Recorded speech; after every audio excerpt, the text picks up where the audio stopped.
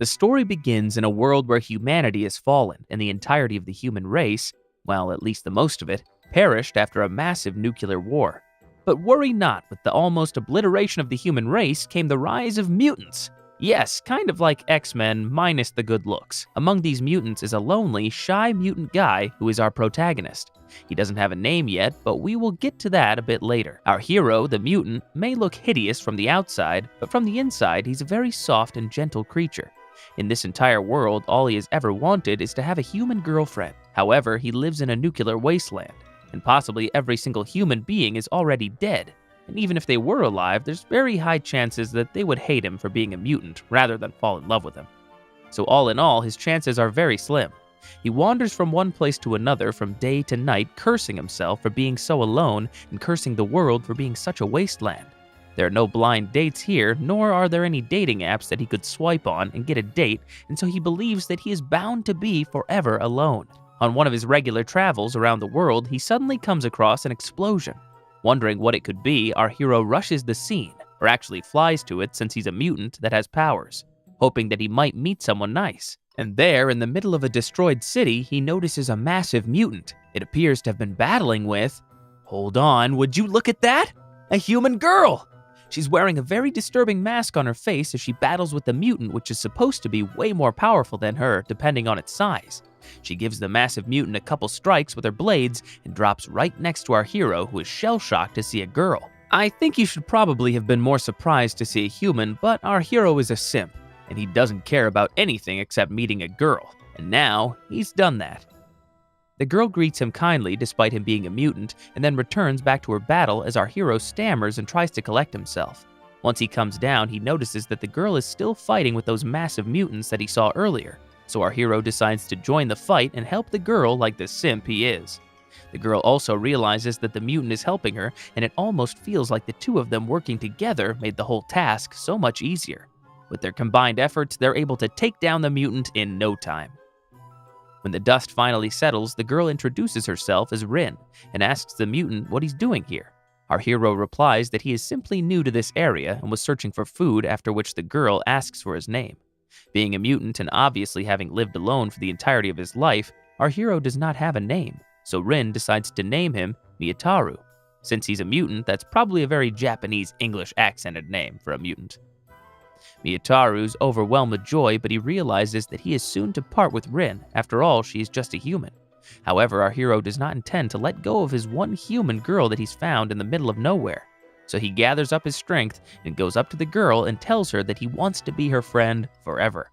Rin is startled by the nature of this simplistic confession, but she doesn't reject him outright. Instead, she grabs his hands and tells him that she has high expectations of him and that she will come back for him, and she finally walks away. Obviously, Miyataru is super happy about this, but there's one last detail that we all must remember. Our hero, obviously, is a massive virgin, which is probably going to come into account further into the story, if it hasn't already. So Rin has somewhat of a sad backstory of her own. She lives in a faraway town in the middle of nowhere. Very few human colonies exist in today's world, and this is one of them. Rin has been working tirelessly her entire life to gather enough funds to save her mother, who has been contaminated by the nuclear waste of the world. She visits her mother very often, who's in a hospital bed, unable to move, speak, or do anything. And like always, she promises that she will gather enough money to save her. Elsewhere in his cave, Miyataru cannot get over the fact that he just talked to an actual living girl. He starts imagining all kinds of stuff that he could do with her if she would just open up her mask. He ends up getting hard. And I'm not talking about in a filthy way, his body becomes hard. Unless it's some filthy thing for mutants. Just by thinking about her, he gets so hard that he pokes a massive hole into the cave that he's in. Thankfully, he calms himself down after realizing that he could never be together with Rin. She could never open up her mask, otherwise she would be contaminated, and he could never go into the human society because he would be hunted down. It was a failed romance to begin with, and God knows when he's going to meet her anyway. He is filling his head with such negative thoughts when suddenly he hears the pleasant voice of Rin calling him outside. Apparently, she had brought him lunch because he had told her that he was hungry and looking for food earlier. As he goes outside to meet with Rin, and the two of them walk side by side to some place to get to eat, and they are being watched by two mutant hunters. These two mutant hunters work with Rin, and this was all a trap for Miyataru. The two hunters discuss as they reveal the plan that Rin wanted to capture Miyataru and sell him so that they could gather money for her mother's operation. Apparently, humanoid mutants go for really high bucks in the mutant market, which is why Rin wants to capture him alive. Miyataru and Rin sit by a rock, and Rin starts feeding him some food. As she does so, she asks Miyataru if he had come up with a better way of confession, which apparently was a signal for her friends to attack. Her plan, however, is foiled when Miyataru knows all about it. Mutants have really good hearing, and while on their way there, he had heard her friends chat. Miyataru is filled with rage and sadness at the same time. He becomes emotional, and emotions trigger his mutant cells into overdrive. He transforms into a massive, bulky monster filled with anger and hatred. Rin's two hunter friends rush to the scene to protect her as Miyataru goes into an attack stance. He looks like he's going to attack Rin, and the two of them point their guns at him. Just as Miyataru launches himself, he seems to be stopped by another figure behind him. It's Miyataru in a much more human-like form trying to control his mutant cells. He explains that whenever he is upset, he goes into overdrive and his mutant cells start acting on his own. Earlier, he had heard the conversation his friends were having, and he was upset not because he was being betrayed, but because of the fact that Rin's mother is in such a terrible condition. Man, if simping gave you money, Miyataru would be Elon Musk. Hearing this, Rin touches him like Scarlett Johansson touches the Hulk and calms the mutant down. His two forms then fuse back into one, however, it looks a bit weird still. Rin molds it back as it was before using her super strength, and now we're back to square one. As a way of apologizing for the whole misunderstanding earlier, the gang sits down and starts playing cards. I am really not sure why they aren't questioning themselves right now. This is no time and place to play cards. Suddenly, the cards are all blown away. See, I was telling you. Looks like everyone forgot that there was going to be a storm this evening. A radioactive storm. The humans need to get back to their society and hide before the storm hits in order to survive. However, there's only one bike, which could fit just two people. So Rin decides to send back her two friends while she goes with Miyataru to his house. Now you can imagine what was going through Miyataru's mind as the hunters rode off. Things are about to get hard. And by things, I mean him. So our mutant hero brings back his girl to his place, a massive step up for a virgin mutant who hadn't seen even a girl more than a couple days ago. His home is an abandoned coal mine in the middle of nowhere, but it's surprisingly furnished for a mutant. At least, that's what Rin thinks. As soon as she enters, Rin notices the massive hole that Miyataru had created the last time when he was hard, thinking about her. She immediately knows that this was a result of something very naughty, and she confronts him right away. She asks him if he had a naughty thought about her. Miyataru's speech starts to fumble. He cannot grasp his words, and he's shaking, crumbling to pieces, just giving enough signs for Rin to realize that this mutant is a massive virgin, and she decides to take full advantage of this. After their previous encounter, she had realized that there was no way she could sell him because he's too much of a threat, and also a very good asset. With his fighting powers, they could get better and capture many other mutants which she could sell. If she could lure him into her love, she would quite possibly be able to earn enough money to save her mother. She starts pushing Miyataru's temptations further and further. She acts overly lewd and flirtatious with him, even falling onto his bed like some kind of an anime cliche. Miyataru just cannot bear the pressure of all of this, and he starts getting hard like he always does. He needed to control himself, however, so he decides to plunge himself into the ceiling of the mine. His head is stuck now and he cannot see anything, so he thinks that it will stop Rin from provoking him even more. His eyes might have been blocked, but his ears weren't, and Rin tells him that she's taking her clothes off. That was enough for our hero to blast off into the night. Sheesh. As Rin's putting her clothes back on, she notices a sound coming from outside. She goes to check and she sees a massive scorpion monster right outside their door demanding her to get out of the way, claiming this place to be her boyfriend's house. The scorpion monster seems to be a girl, and apparently she knows Miyataru quite well. She starts explaining how Miyataru is a really special mutant who can turn himself into various forms. This is the quality of a king of mutants, which he might very well be in the coming days. So she's pissed that a lowly human like Rin is hanging out with him. As the monster rages on with her rant, Rin is simply confused. She knows that the monster is trying to tell her something very important to the plot, but the thing is, she just cannot understand her at all. Rin casually praises Miyataru, explaining how he's a good boy and a virgin, believing that the monster was talking about Miyataru. The scorpion monster, while being a mutant, still knows a little bit of human dialect. She isn't really proficient with it, but she can still make out a few words, all of the words except the word virgin. She thinks that it means emperor or king, and once again starts going on a rant about how Miyataru is one day going to be the king of all mutants, since he's the strongest among them all. Once again, Rin can make out from the monstrous expression that she's telling something important, but there's just no way that she could understand her. The scorpion monster's patience is finally out, and she lunges at her with her strongest attack. Rin, however, is able to counter it quite efficiently, so the scorpion monster has to resort to its final move. This feels more like a battle over a boy rather than a normal anime battle, but we will allow it. The monster surrounds herself with a bright magical light and claims that this is the form she had saved for some time now, a form in which she will become unbeatable. When the light clears, the scorpion girl is now transformed into a beautiful human woman, although her face is still that of a scorpion. She promptly claims that in her humanoid form she is 100 times more powerful and there is no one that can stop her now.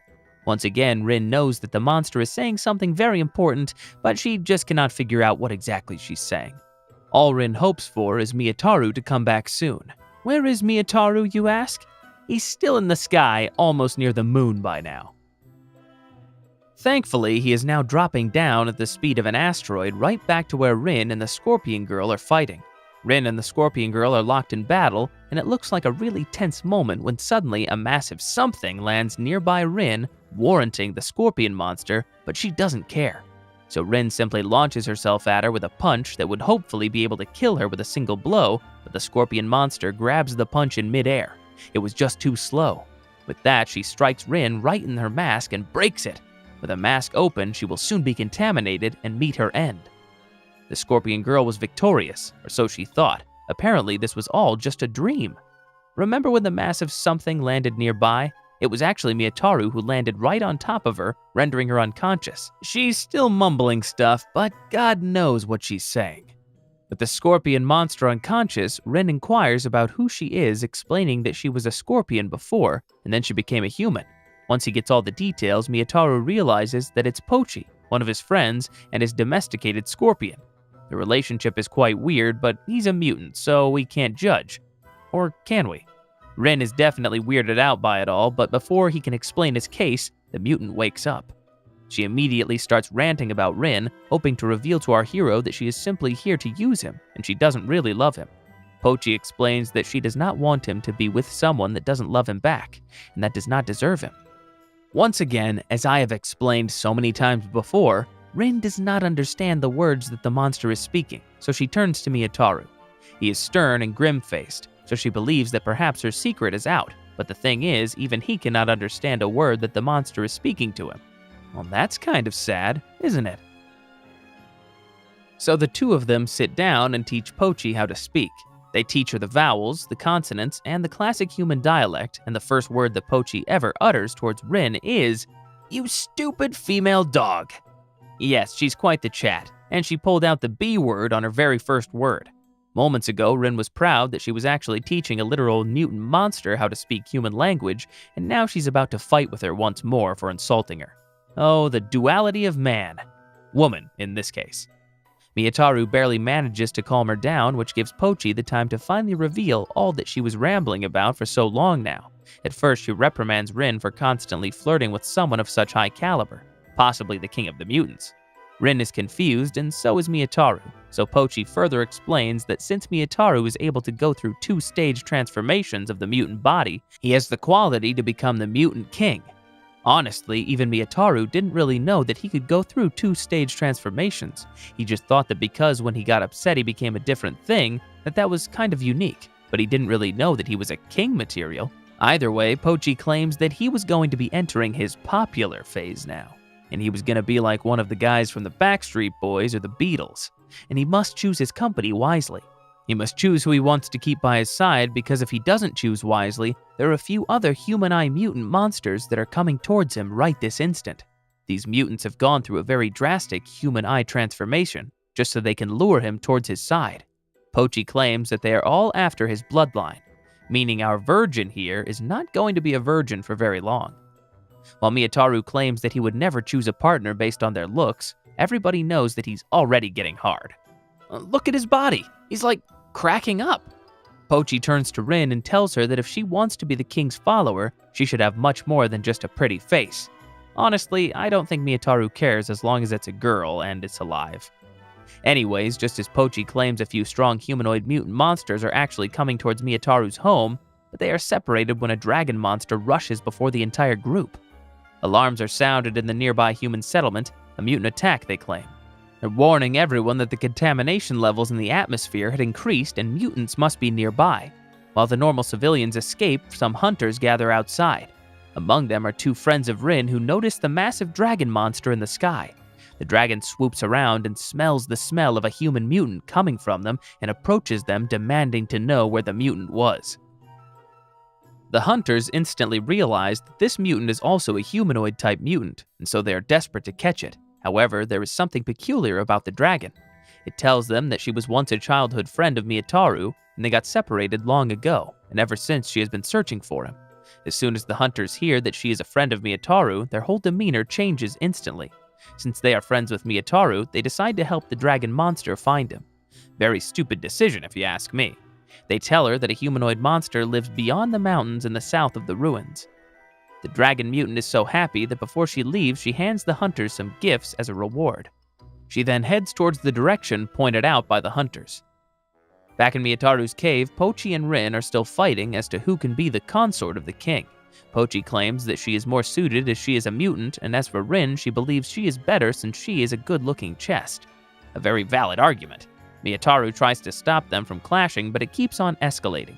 Pochi has no intention of giving up, and she intends to break open Rin's mask and kill her if she must. But just as she is scheming in her head, someone appears and once more Pochi is punched, and this time slammed into the ceiling. It's probably the dragon mutant from earlier who was transformed into a beautiful dragon chick because remember, she was also a humanoid mutant. She goes straight for Miyataru and holds his hand, claiming how long it's been since they had met. Rin is confused because she thought Miyataru was a loner. How could he have a childhood friend? Funnily enough, Miyataru is as more confused than her because he had been alone all his life and suddenly there's this hot chick claiming to be his childhood friend. The dragon chick is not his childhood friend after all, and she's just planning to force this idea upon our hero. She's going to basically force him to believe that he is in fact her childhood friend by using her assets, if you know what I mean. At first, Miyataru is wary of her as Rin warns him that she might be dangerous. However, the girl flaunts her assets before him, and Miyataru, being a virgin, just can't resist it anymore. And before you know it, he can remember all of those memories he had with her, even though it doesn't even exist. If somebody did a brain scan of the guy right now, we all know what his head is filled with. Yeah. And oh boy, he's hard right now. Back when Miyataru was still a child, he was in fact a loner and used to live alone in the wasteland. However, the dragon girl, Ryuko, wasn't so far from him after all. She and her father used to spy on him all the time. Her father believed that Miyataru would one day grow up and become the king of the mutants. Ryuko obviously saw how weak and fragile Miyataru was, but her father insisted that he was in fact their savior and king. Oftentimes, Miyataru used to be bullied by a strange bird, and Ryuko wanted to go and save him, but her father wouldn't let her do so. Why exactly? Well, there is a backstory behind all of this. Long ago, even before the nuclear explosion, there used to be one mutant called the First One. Despite him being captured by the humans and put into slavery, he had a very kind heart and used to help the humans without any complaints. When the nuclear war finally happened, and they took the few of the humans that were there and helped them escape by taking them into a cave. As a barrier from the nuclear explosion, he put himself on the opening of the cage and protected them. The explosion and the radiation eventually killed him, and his body turned into dust. The nuclear explosion gave rise to hundreds and thousands of other mutants, and that is how they came to be. The humans that happened to survive because of the First One eventually came out into the world. However, they did not realize that the First One's body, which had turned into dust, gave birth to Miyataru. He was believed to have been conceived from the First One's heart. He had all the powers of the First One and was a very unique mutant, which is why all of the other mutants decided to let him grow on his own and not intervene with his life until he developed some basic sense of self. They abandoned him basically. Even now, there are a few mutants who want to utilize his powers, since he's born from the heart of the founder, and the other mutants have decided not to intervene with his life and protect him from them. Ryoku's father tells her the story but assures her that one day she will eventually be able to make friends with Miyataru. Ryoku was excited about the prospect. However, puberty hit her like a rock, and she eventually forgot about him. She lived quite a good life for quite a long while until she finally remembered him, or actually, she was tired of the life she had and decided to find excitement, which reminded her of him. Like Pochi, who claimed earlier she was after his seed because he was from the heart of the founder, and also because he was very handsome by mutant standards. And here she was. She had already trapped Miyataru in her honey trap. She and him are having quite the lovely conversation, and it's impossible for Rin to enter it. She's starting to get a little bit frustrated when suddenly Pochi calls her aside and asks her if she wants to go for a drink. She claims that there is an abandoned city where both mutants and humans can have a drink, so the two girls go there. Pochi tells her that here the people are so frustrated with their lives that they don't care if a mutant sits right next to them. The place seems to be a highly developed and yet poor bar where a robot is the bartender. The two girls start drinking. Pochi wants to talk more about their rivalry, but Rin just starts chucking down all the drinks that she can get. Before you know it, she is super drunk and gets down on her feet like she is a marathon runner. She then runs straight back to the cave where Miyataru and Ryoku are talking. It's getting late and Miyataru asks Ryoku if she has to leave, but Ryoku simply tells him that she will sleep with him that night. Just then, Rin appears and smacks Ryoku and takes Miyataru aside. She finally confesses that she too wants to be his quote-unquote friend. Life hits Miyataru hard, harder than usual, and he can't take it anymore. He goes outside and screams at the top of his lungs, "Why? Why, God?" A few days pass by in a similar fashion of limbo, and suddenly one day a very lustful Rin approaches our hero. Is this going to be the day that he finally loses his V-card? Miyataru cannot contain himself. He starts imagining all the stuff that he's going to do to her. He gets so hard that Rin starts rejecting her decision. She pats him on his head and tells him to calm down. She tells him to take it one step at a time, and the first step being holding hands. As the two of them reach out their hands, Ryoku approaches them, claiming that it was her turn today. But thankfully for Rin, Pochi comes to her support. She just hates Ryoku a bit more than she hates Rin. So with everyone in somewhat of an agreement, Rin and our simp of a hero finally hold hands. Miyataru then proudly claims that he is no longer a virgin. Either I'm missing a few pages here, or there is an uncensored version out there somewhere. Get on it, folks! A few days have now passed since the day that our hero held hands with Rin. He believes that he's lost his virginity because of that very fact, and he just can't stop thinking about that moment. Even though it's already been a few days, he is still rock hard and spiky. He calms himself down and decides to go out for a little while, and right outside he suddenly notices a massive shuttle right above his home in the sky. The shuttle is massive and it's moving at high speed, but Miyataru notices that it isn't functioning as it should. There's smoke coming out of the shuttle, and our hero decides to go check it out and save the people that are in there if they need any help. However, he realizes that his current form might not be able to reach the ship in time. There might be passengers that are in need of more help, so he decides to take on a different form.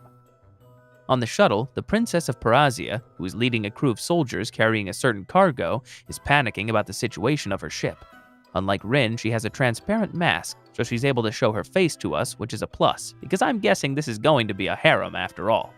Anyways, despite panicking, the princess seems to be very adept and gives very clear commands to her soldiers. She commands them to throw away the cargo because she believes that the radioactive nature of it is causing the ship to malfunction. She knows that it's a huge risk throwing away a cargo that they came here for in the first place, but she cannot put the lives of the passengers at risk. As commanded, her soldiers throw away the cargo, which drops right on the floor below. As soon as the cargo is dropped, the ship starts to function properly once again, much to the rejoice of all the soldiers. However, during all of this, the ship has already made course, heading straight towards a massive mountain. Luckily for everyone on that ship, our hero is right on time. He notices a massive mountain before them and decides that he will destroy it. He has now converted himself into a 100-armed form, and he launches himself towards the mountain. Miyataru explains that this form makes him super powerful because of its destructive nature. However, it requires him to use 50% of his mutant cells, which makes him half naked. Usually, shy mutants like him do not like to use this form, but in a situation like this, he just can't help it. He launches himself towards the mountain as the princess notices him from the ship, and she's instantly smitten by his naked form. That is concerning. Having saved the humans from the collision, Miyataru launches himself to their ship and lands right on top of it. The princess, who seemed to be very smitten with him earlier, takes a 180-degree turn on her perspective at the mutant. The soldiers are confused if they should shoot or perhaps thank the mutant, and so they decide to leave it at the judgment of the princess. Now, while everybody might think that the princess would be head over heels for the mutant, she calls him a cockroach and tells her soldiers to open fire. The soldiers start with a normal warning shot that flies past Miyataru. Miyataru is perplexed. Maybe there was a misunderstanding, because he had just saved their butts a few seconds ago. The soldiers start firing at him one at a time, and Miyataru is more confused than ever. He starts thinking if there is probably a reason that he might have upset them. Was it his new form?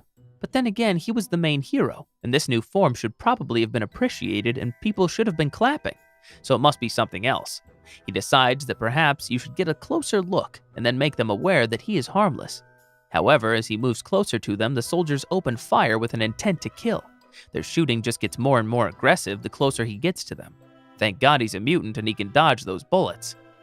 While the other soldiers are dealing with the mutant, one of the soldiers asks the princess if it was a good idea that they drop the cargo. The princess explains that the electromagnetic pulses that they detected from the area had led them to the cargo, which was a living being-like object. However, in terms of it was a right idea dropping it back there, she simply tells them that they had no choice. It was either the lives of the passengers or the cargo itself, because despite having all that equipment in their ship, they were not able to contain its radioactivity. She simply hopes that this does not come to bite them back in a few days or a few chapters. Speaking of which, there is another humanoid fox lady monster that's about to enter the scene soon. The weird fox lady feels a bit too drowsy as she walks across the wastelands. She, like pretty much everyone else, runs into the same hunters once more who are a bit too spooked by her appearance. As the fox mutant keeps asking for some electricity and moves slowly towards them, they get scared. One of the hunters even draws a gun. He warns her to stay where she is or he'll shoot her. However, the fox lady keeps moving towards him, and he does exactly what he said he would. As he lifts his gun to make the shot, he suddenly notices a massive cockroach-like monster approaching him from the other end. It's Miyataru, who is so sad that the humans from earlier were just shooting at him, even though he had saved them all. Miyataru is saddened, and they repaid his help with violence. In his sad mood, he looks a bit too dangerous for the hunters to deal with. Even they run away, believing the two of the mutants to be together. As they run, they exclaim how a cockroach was going to kill them, and before our hero could explain himself, the hunters are gone. The fox lady, however, does not seem fazed by our hero's appearance. She simply asks him if he is actually a cockroach. She sees that he's a bit too depressed and tries to make up some conversation. Miyataru explains that he's not a cockroach. This form is called Hecaton Kill Mode, and it's one of his very cool forms that he can take. The girl then apologizes for her earlier rude take, and Miyataru cannot help but wonder how beautiful she is. He asks her if she's a traveler, and she starts explaining that she is in fact a traveler who likes to meet different kinds of people. As she's explaining this, she becomes wobbly and falls unconscious in his arms. Her chest lands right on his hands, and as expected, Miyataru cannot take it at all. He screams with excitement, and you guessed it, he becomes hard as a rock, and a massive spike appears out of his body. It's the size of a mountain. It's so big that from across the wasteland, Rin, who's been traveling on her own, can see a new mountain she had never seen before. She's confused as to how this massive mountain had emerged out of nowhere, but she was pretty certain that she had heard Miyataru just a few seconds ago. So yes, Miyataru has finally converted himself into a massive spiky mountain. The fox girl's chest had excited him so much that he had literally become hard as a rock. However, what comes next is going to be even more dramatic. The mutant fox lady is still inside of the mountain. She is not surprised by the amount of power that Miyataru possesses. He is the king after all. However, she seems to be stuck in the spikes as one of the spikes has penetrated her right through her shirt, making her a bit revealing. Miyataru calms down a little bit and starts searching for the fox girl to see if she is trapped somewhere within his mountainous body. He suddenly notices her and one of his spikes that is going right through her chest, revealing almost everything. At that very moment, something snaps within him and a bright light shines. He's now converted into a massive Godzilla-like monster with spikes all over its back. The fox girl is still trapped on him, but his form is more of an issue right now. From her ship, the princess can notice the mutant turn into a massive Godzilla. She knows now that women are what influence the mutant the most. However, it is very concerning that it's heading straight to a city that's nearby, so she has only one thing that she can do. The princess decides that she will use her charm and beauty to calm down the monster. She tries calling the monster towards her and get its attraction using her body, but it simply ignores her. Her soldiers stop behind her back, claiming she might not be as beautiful as she proclaims, which was a really bad decision because the princess is almost choking him to death the very next second. It's almost as if her very contradicting nature is the unattractive thing in her. Just then, they notice a motorcycle girl stop nearby. It's Rin. She realizes that the massive Godzilla monster is Miyataru, and in order to stop him, she screams towards him to calm down, and she will show him her new swimsuit. Obviously, this gets our hero's attention, and he asks her to repeat the thing once again. So yeah, there's perverts and there's Miyataru. There's simply no beating this guy and being a simp. Miyataru starts making his demands and negotiating the entire process. He wants to have his demands fulfilled if he is not going to destroy the town. Wait, wasn't he supposed to be the hero? The princess and Rin are confused. Was this monster really so perverted? However, they don't have much time to think as Miyataru starts a beam of energy in his mouth. He fires the beam into the sky, startling everyone. It almost came out of nowhere because they were in the middle of a negotiation. The girls are pissed and that he had to resort to violence already, but they suddenly notice a message clearing up in the sky. Miyataru was simply trying to list his demands. He writes, "Swimsuit volleyball in the beach with hopefully one nip slip." So, Miyataru doesn't just want Rin to be in a swimsuit, he wants to have the princess there as well, and have a massive volleyball party. Just how perverted can you get? Obviously, the girls do not agree to this, because the whole nip slip thing is a big no-no. And just like that, Miyataru simply begins to have the feeling that he wants to destroy the city once again. He is still conscious in his massive Godzilla form somewhere, and realizes that in this form his sense of rational thinking is zero.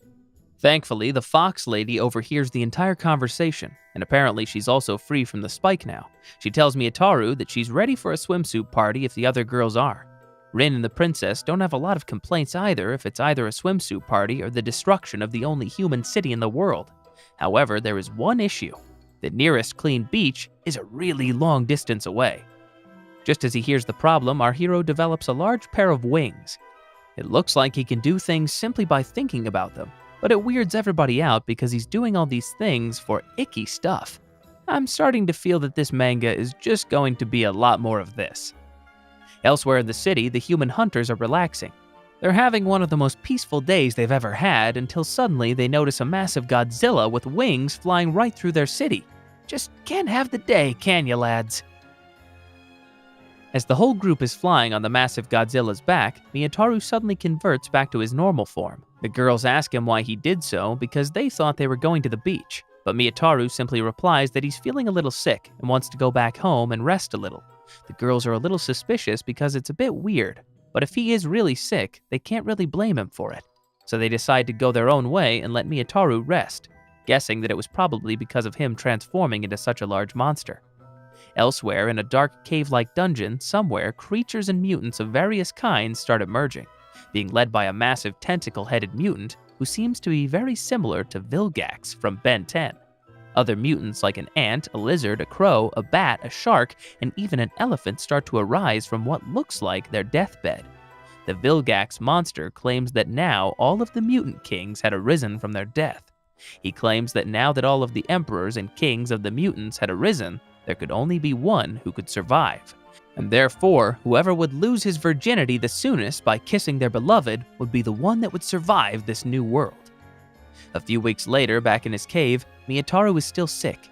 He's in his bed wondering what had caused this strange sickness. He couldn't even get up, and he too believes that it is probably because of the massive transformation that he did. Suddenly, he notices a familiar shadow at his door. It's Pochi, but she is being followed in by a strange mantis insect-like mutant, a stalker. Pochi seems uneasy, and Miyataru asks her who the heck is that behind her. She claims him to be a stalker. Miyataru doesn't waste a second to go on the offensive to save his friend, but he seems too weak to even get his hands on the mantis.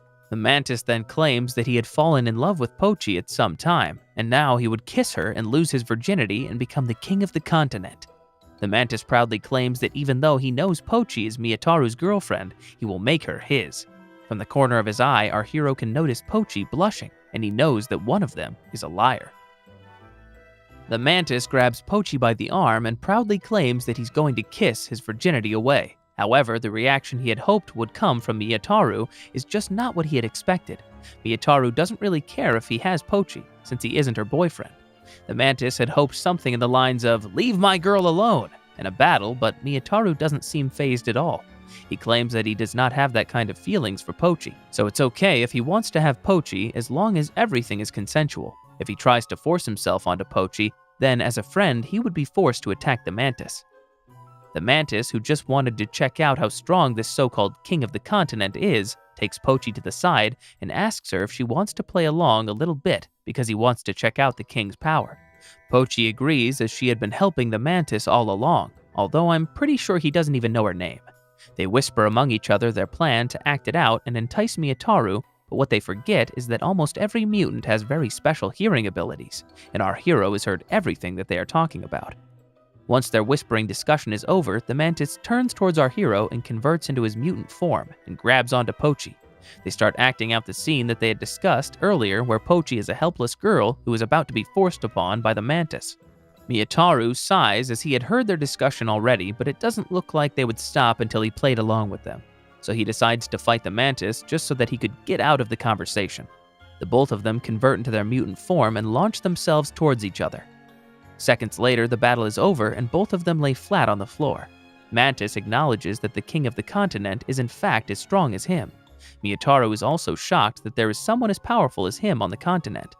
Technically, the both of them had taken each other out with just one single punch. Mantis explains that he is also a king of the mutants, and that there are several other kings, all of whom are looking to gather girls to lose their virginity. He knows that everyone is looking to lose that, but it would be easier if they teamed up and did it together, so he asks Miyataru if he would like to be a team. So our hero gets invited to a mixer, and he's walking around thinking how he's going to get there when he comes across Rin once more. She seems to have something in her mind and also notices that he too is a bit troubled. She asks him instantly if he got invited to a mixer. She then starts fidgeting herself as she wants to show him something. She asks him to wait for her as she goes behind a rock and comes back, finally revealing her face. She had the transparent mask with her, which she claims she found from her mother, who's getting a lot better now. She could finally let loose a little, and with that she takes Miyataru and puts his face close to hers, and they seemingly kiss. And what do you know? That's that. Our hero gets hard again. He shines like a star and blasts off into the air, bringing the series to an abrupt end. Now it looks like they had some issues, and the series came to such a ridiculous end, but overall, it was quite a good read.